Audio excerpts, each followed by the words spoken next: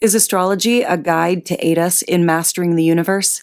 This is the Cosmic Community Podcast with Galactic Ambassador Stacey Dredd. This report is for February 20th through February 26th. And how is everybody doing out there? We had lots of movement last week, and we now have landed in Pisces season. So happy birthday to all of the February born Piscean people out there. And thank you for welcoming us into your time, which is going to be much of a necessary respite for some of the work and transformations that we've been feeling and going through. There is a time for all of that. And then there is a time for kind of reflecting and also just allowing time to process and to also it's just that giving time and space, to something that is transformative. Last week was two different planets, Venus and Mars, the cosmic lovers in view. And they both entered the sign of Aquarius a few days apart from each other. So this is the masculine figure in the sky, Mars, and then the feminine figure in the sky, Venus. And Mars is like the physical body. Mars represents our action and the way that we get things done. And then Venus is more of the tender, pleasure-seeking energy. This is also just the more receptive, feminine energy, allowing things to be beautiful and time and space for just allowing things to be the way that they are. Where Mars tends to push things along, Venus allows things to be. And so they both having their own time entering a new sign, focusing on new things and taking on some new themes. Aquarius is all about change. And so the last week of January and all of these first few weeks of February, we could have been feeling the Aquarius activity upon us, change, transformation. This is also a quickening, as Aquarius energy is very much about the planet of Uranus and is ruled by the planet of Uranus, which is a quick, fast-moving energy that just like snaps its fingers and things are done. So also, we have the planet of Pluto there at the first degree of Aquarius. So we had Mars come through, make a conjunction with this sort of tougher, darker energy of Pluto after entering into this new sign and being faced with a lot of change and a lot of new ideas and sort of awakening activity. And then a few days later, Venus did the same thing. So we have lots of activity around the same area, and it's all involving this dark sort of transformative Pluto energy. And so that's all about kind of like burning things down to build new things. And so Pluto is at the first degrees of Aquarius, and luckily we're leaving Pluto conjunctions behind for now. It has been a lot the past couple of months as all the personal planets have come through and made their interactions here. So we are now in the process of integrating these changes that have come into our lives, these new ideas that have taken hold, these awakenings. And as I mentioned, the beginning of February was going to look totally different. From the end of February, we just have so many transformative energies here. And so hang in there. We are in the process of it. And now that we are feeling more of this Pisces energy, and we're going to be softening into this empathetic, more sensitive sign of Pisces that we're going to be integrating more what we have been going through. And before, we get too far into Pisces season, we actually are going to see the cosmic lovers, Mars and Venus, come together this week into an exact conjunction. This is going to be happening at about 7 degrees of Aquarius and on February 21st. The cosmic lovers joining, they actually haven't been able to make direct contact with each other for many, many months, as it seemed like back in the summer, Venus was going to catch up with Mars, but then she set up for her sort of long-term retrograde in the sign of Leo, and Mars did indeed end up moving ahead of her quite a ways. Well, now in February of 2024, Venus has finally caught back up with Mars, and they're going to have a direct conjunction, which means that their energies are going to be coming together and they are going to be in full support mode for each other this week. And this is really positive for relationships, as as you can see both sides of these relationships coming together to want to find common ground here. When they are together in the same sign, in the same place, they can tend to focus on the same things. And because they've both been through so much, we kind of have a lot to hash out here. There's been a lot of ongoing conversations. And as we approach Pisces season and move through these energies of Pisces, we're going to be seeing some of these themes that we've been working with over the past 4 or 5 months, as all the planets have all stationed direct, and now we're moving forward again. All of those sort of plans and those way we broke things down during all those retrograde times. Okay, we're gonna make these changes. We're gonna do this. We're gonna do that. Well, now is the time to put these things into direct action, and we should be seeing. We should be really, really starting to see the future coming and taking hold, and those things that we've been working on, leaving behind, not necessarily dismissing, but just energies we've been wanting to Pluto transform, reintegrate, alchemize. We can take these tougher energies and use them as inspiration and motivation to level up. And so this is where we're at as we move into more of this Pisces energy. It's going to be more of this completion. Pisces is the 12th sign of the zodiac and represents basically all of the rest of the signs are in Pisces energy. The other signs are held within Pisces energy, as Pisces is that culmination point.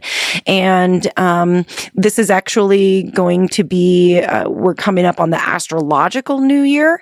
The sun moves through Pisces, and that marks the end of the astrological new year. And when the sun hits 0 degrees of Aries here in a little less than a month, we're going to be technically in a new energy and in a new year, astrologically starting a new cycle. And so this Pisces time is going to be very, very important for us for integration, reflection, being super sensitive and caring and empathetic towards ourselves and others, be kind, and to allow these cycles to come to completion and to not be judgmental about it, and to just allow these cycles to naturally take place.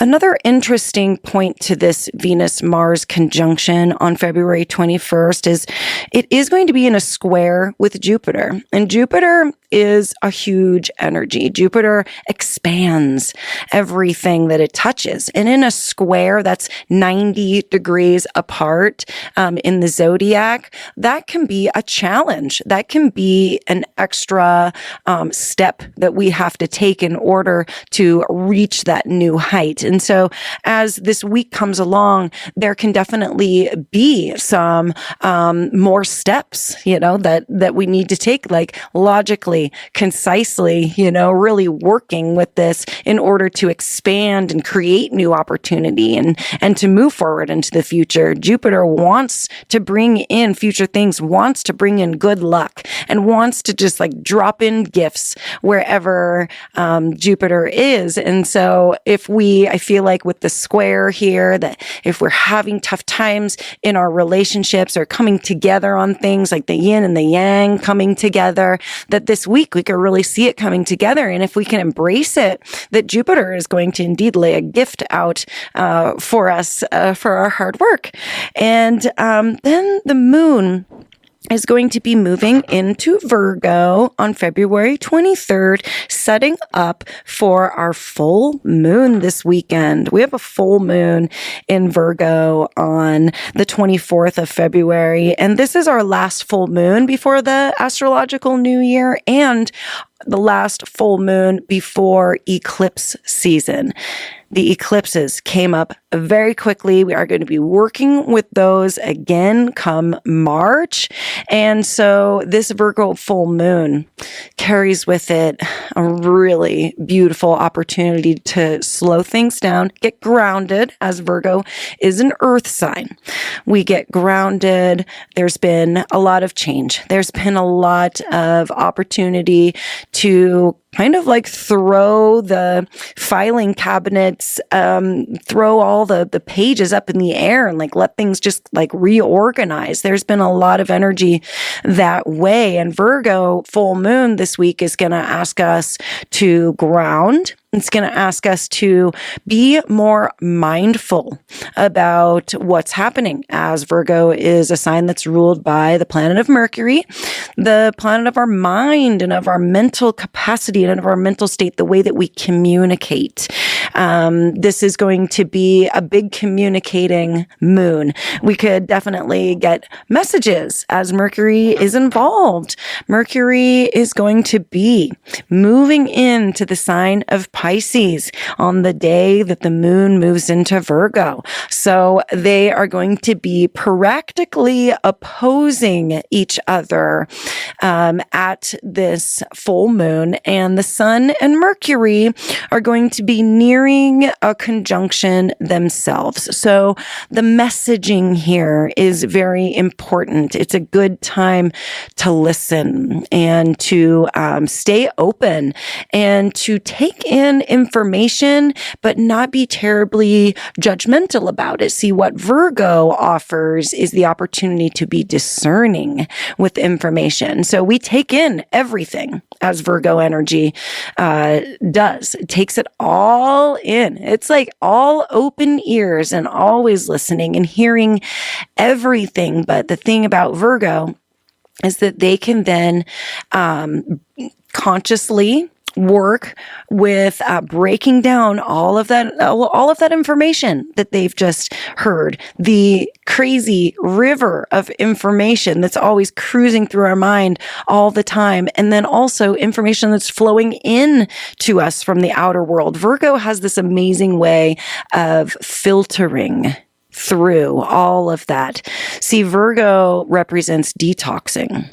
So you can almost detox in terms of your communication with good Virgo energy. You can throw out the parts that aren't needed. You keep the things that are essential and you throw out the parts that are needed. That's the discernment that Virgo has to offer. And so that's really special thing to be working with this Mercury energy right around this full moon. And it's also in an opposition, as I mentioned, with the full moons. The moon's on one side, the moon is in Virgo, and then the sun is on the other side of the zodiac in Pisces. So it's a reflection. The moon is reflecting that sunlight back and reflecting back the energy that it's receiving from that opposite sign where the sun is. So the sun in Pisces, trying to soften and trying to apply more of that kindness and empathy to ourselves and others. And Pisces is also very much about healing, and Virgo is too. It's known as the healing axis when we work with the Virgo Pisces axis. They're across from each other. And so you're always working with both of these opposing energies in a full moon here.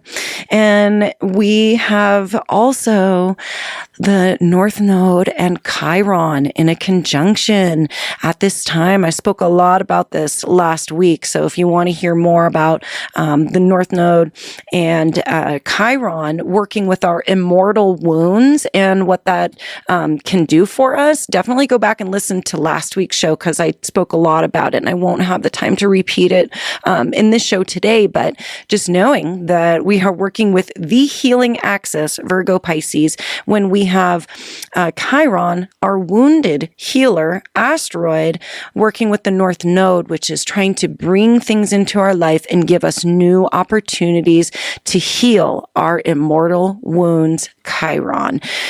Wow. I mean, this is just how wonderfully supportive these energies can be. If you choose to consciously work with them, it can be extremely powerful. And because Virgo is such a detoxing energy, if there are things that we are needing to purge, this is also the time to do so.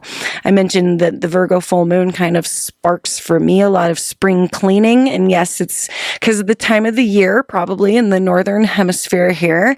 But Virgo is about purging and cleanliness and detox and just allowing those things that are not efficient with our energy and efficient for our health to fade away. And we're not like trying to dismiss things, but we're allowing those things to, how do we say it? We're allowing those things to occupy space that is separate from our space that we are occupying.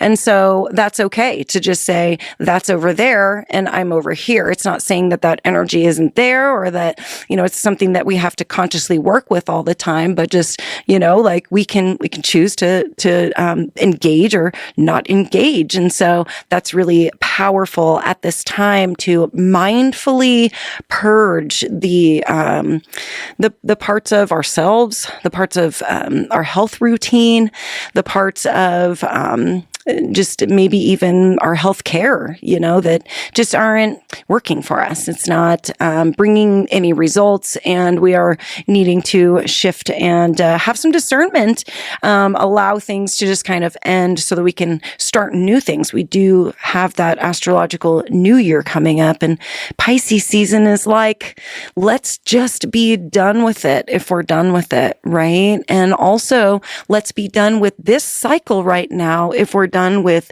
this cycle. Have we gotten everything we needed from this? Great. Let's now occupy separate space away.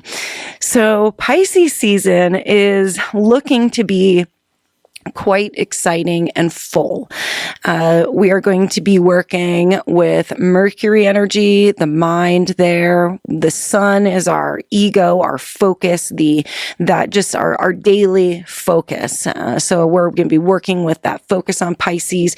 Saturn, the planet of our responsibilities and boundaries and our ability to basically say no to things when we need to. Also there. So we're creating healthy boundaries during Pisces season. And also Neptune, the ruling planet of the sign of Pisces, is there digging down into the final 4 degrees of the sign. And so that's powerful. Neptune is the planet of everything mystical and spiritual and the planet of unconditional love. So this Pisces season is full of unconditional love. It is really just going to be a good opportunity for us to apply that to ourselves in order to allow our cycles to allow us to consciously work with these cycles, so that the universe can bring on some new ones for us come Aries season. Yeah, lots going on. Yeah, I hope that there was something useful here for you today. If you need to get a hold of me, you can do so. I have an email, thecosmiccommunity@kpov.org. Send me a question. You want to access your birth chart. You got questions about how this Virgo full moon is going to be interacting with you personally. Be happy to look at that with you. But I just wish you the very, very best. And next week, we are going to be looking at the March monthly breakdown. February always goes by so fast.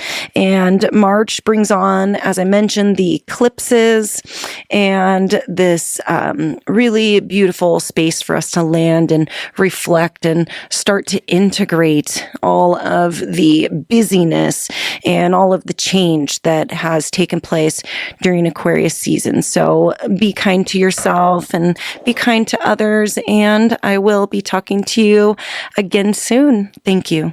Peace. Thank you for listening to the Cosmic Community Podcast. More can be found at kpov.org/thecosmiccommunity.